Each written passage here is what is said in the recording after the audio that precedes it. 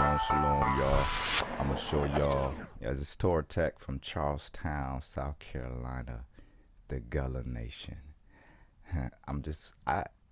If y'all a web developer like me, been doing it for a while. I'm not small, I'm not big time. You know, I think it's mischief and magic at some point when you get into those Greek, Roman institutions and they start teaching you this stuff and you can only learn it with them.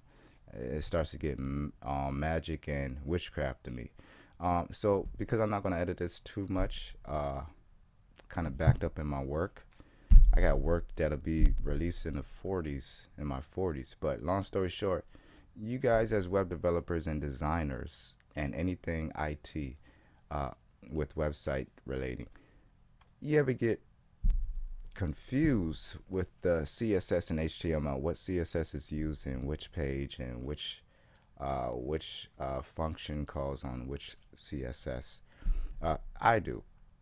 So I have a Israelite website with documentation in one archive, and I got a regular body index, okay, in the website. If I can see it. The index might be in PHP, but anyways, there's the index. Sorry for the background. It was Apple doing crazy stuff. Body ID background change. So I have a page. This is the Hebrew site. So this is a document archive. This is the background. It has an ID right now, body background change. It is used in style. And here's another body. This is what we're going to be talking about today. So you have two CSS styles. You don't know what is being used on which page. We're going to clear some of this up. And I'm going to show you how to uniform everything, conform everything. So here is the body. I don't need the tag, so the first thing I did was go back. It was just for the front page. So I'm going to go back and I'm going to take off, because this is archive. We're not going to use any transitions for the body for the archives. We're in the archives folder, the documents. Every time you hit save, you got to know where you're saving things at. It's just a rule of thumb. All right, don't worry about that. Language server needs at least blah, blah, blah, whatever. Don't worry about that. I tried to install some plugins the other day, and they're still giving me messages. So ID background change out there. Okay, so now the background change is gone. Here's the navigation for just the archive folder. And you can go in PHP and see that I have navigation for just the archive, navigation, archive, navigation, scribe, navigation, understanding. So we're just going, I get deep with mine, so you don't even need half of this, just archive. So we're in archive. You can see this is general document define lesson. Go back, general document define lesson, and that's the little home thing, which will take you back to the actually it'll just take you back to this here. Maybe that should be index. Just give me a second. Not found. E1B1A. It takes you back home. I think I just what is that actually? Let me go back here. Bookmarks. There we go. Go up one. Archive. Should have an index. It does. There's error. Archive should have an index. It does. There's the what a documentation I just saved. The workspace 653, 655. We have a index. So when you go to archive, it should really take you right here. Oh, okay, documents archive. So let's fix that real quick. That's not what this is about, but I'm gonna show you how to fix that real quick. Let's get that out the way. So what it did was archive, image source, a class reference. You're gonna go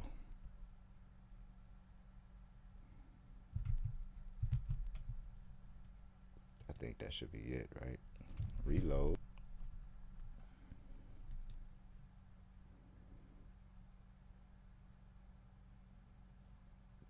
That's not right. Hold on.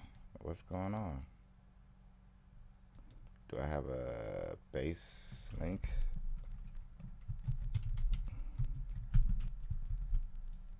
Let's try it again. Let's try it again. Let's try it again. Let's go back.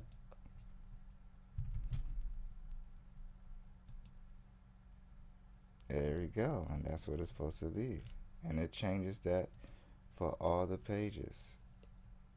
Because this is an archive, and archive is in documents, navigation archive. It's in documentation, navigation archive header. And PHP, that's a great thing about PHP. You can use one PHP file for multiple HTML files. So I got the tag off, so let's go get down to brass tacks. This is just web development 101, might be 102, because we're figuring some things out. So this is body now, it's regular body. Oh, see, I took that background change off, so now it does what it's supposed to do actually. So here we go, regular body. So we're on archive. So what two things, this is the lesson from your teacher. What two things, you don't have to look at that, just what two things in archive style, and what else am I using? Style table, which has that going on. That's just covering everything. You don't really have to worry. This means everything before, everything after should have inherited box sizing, which means trim the padding around the borders of the box. This means, which means make the border the inside width and not the outside width. Don't add to the width by creating a border. The border should be compensating the width of the element. This says everything before and after transition. I know I did that. This says everything box sizing, border box. So this is in style, and this is in box sizing, border box, box sizing, inherit. So what we're not using is archive CSS before, after. WebKit box sizing, inherit, box sizing, inherit. So if this is in style table, do we need this in archive?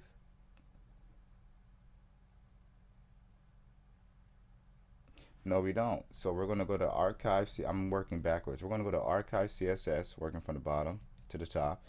So we're going to go to archive CSS,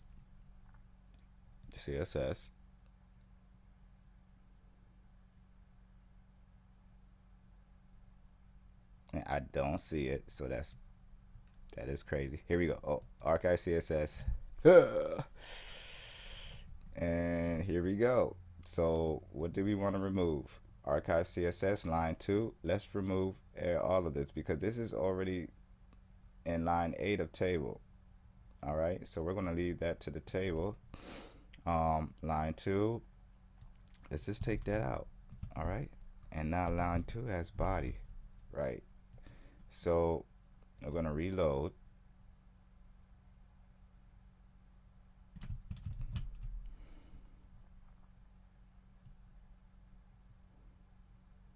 That loads late. Why does that load late? Because this is it's a big picture. That's the only reason. That's the only freaking reason. But I still have the D there, so if you want to ever copy and paste, it's still in the line. It's not gonna see documentation, which I should have a space behind this, right?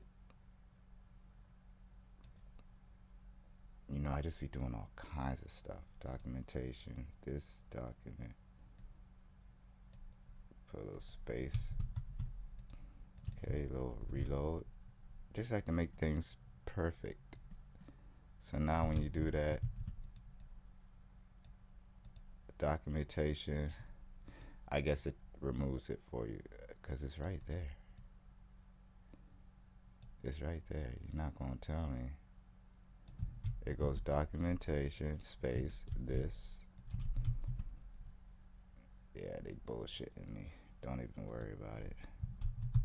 No space. So that's that. Now we have archive style. What two things they have in similar? They have margin and similar. So we can go to archive because style is capitalized S, capitalized T, capitalized Y, capitalized L, capitalized E dot CSS because this is the main style folder file within the CSS folder. This is the main style file. So what we're gonna do is for the style file is we're gonna go to, what did you say? We're gonna remove it from here. We're gonna go to archive. We're gonna remove margin, padding, because when you take it off, it's still the same. It's nothing's moving. Okay, nothing's moving. Wait, you taking off padding? We're taking off margin. We're taking off height. We're taking off, what else is used? So whatever is used down here, whatever's X'd out here, background color, background image,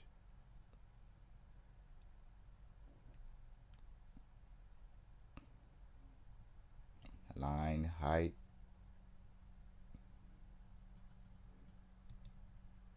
yeah, see, we don't want to fuck with it too much. Let's just take out what I know is already on here, margin and height. So let's go to margin and height for archive CSS.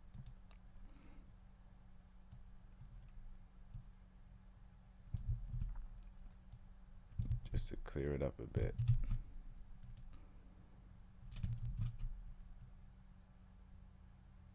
Refresh. Perfect. Everything is used in archive. Fine. Style doesn't use color because color's already font family's changed, font size is changed.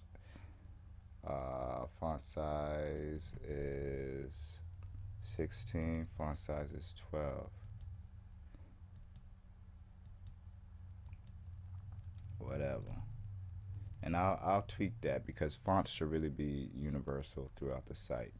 I will tweak that. It's one of my first 3 sites to make. Before style table, come on, we got it. That's fine. So this is pretty clean right now. I mean, the things on CS that's not being used is like background stuff, color, WebKit, smoothing, font smoothing, stuff like that. But I will tell you, what did I learn the other day? Yesterday I learned something called cursor CSS remove cursor click. Oh yeah, they got it now. You can remove the goddamn cursor. Pointer, it'll be like pointer. That's not even it. It's like pointer CSS, hide the cursor in the web page. Yeah, pointer events. Here we go. I learned this yesterday. Just something quick, real quick. Pointer events, none. You could do none, auto, inherit. It says while pointer events property takes 11 possible values, 11, 12 tribes of Israel. All but 3 of them are reserved for use with SVG. So pointer click is really for SVG. The 3 valid for HTML are none, auto.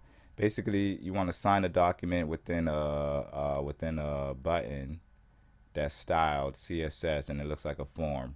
You don't want them to click the button. You just want them to sign inside the document box of the input.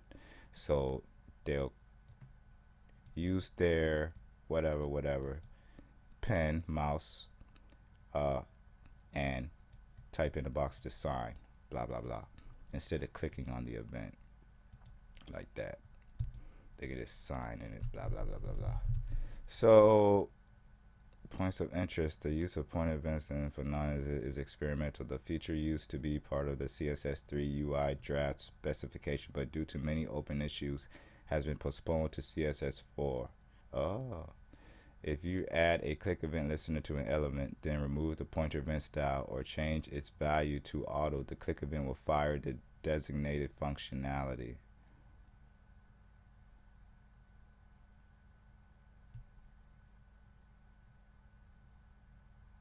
Basically, the click event respects the pointer event's value.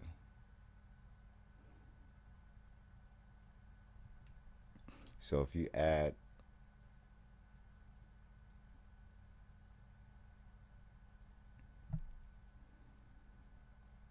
they're talking about removing it. I guess it's just flip-flopping, switching, click this, do that, click that. But I learned that yesterday, so that was pretty fun. So we can say inspect element pointer event. Ooh, we could do none. And now you can't even click it.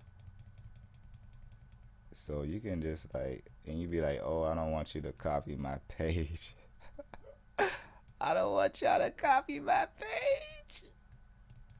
You know, stuff like that. But anyway, y'all, I just wanted to show y'all that real quick, how to consolidate your CSS. I think that's what I'm gonna name it. Shalom, shalom.